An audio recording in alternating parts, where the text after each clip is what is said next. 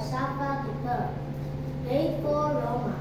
At ang storya nito ay ang Leon at ang Daga. May isang leon na tutulog sa kagubatan. Nakapatong ang kanyang malaking ulo sa kanyang mga paa. Dumating ang isang daga na palaging natatakot sa buong kagubatan. Kaya ito ay tumakbo, ngunit ito ay tumama sa ilong ng leon. At nagising ang leon. Roar! Tumakbo ang daga magberre. Ngunit ito ay nakuha ng leon sa pamamagitan ng kanyang mga paa. At sabi ng daga, "Huwag niyo po akong kainin. Pakiusap po ng kawawang daga.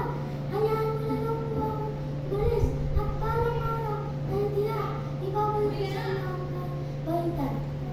Natuwa ang leon sa sinabi ng daga.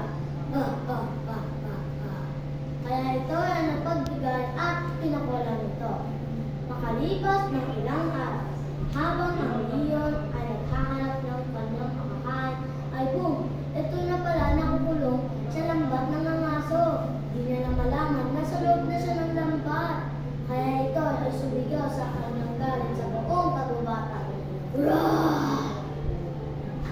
At ito ay narinig ng daga na ang leon na sa loob ng lambat. Kaya ito ay tumakbo ng dali papunta sa leon. At ito ay kinagat ang kanyang sa mga talo nito hanggang sa wakas. Nakapalaya na din ang leon. At sabi ng daga, "Natuwa ka na yung sinabi ko na ibabalik ko sa inyo ang kapalitan. Alam mo na kahit isang maliit na daga, kaya na din makatulong sa isang leon."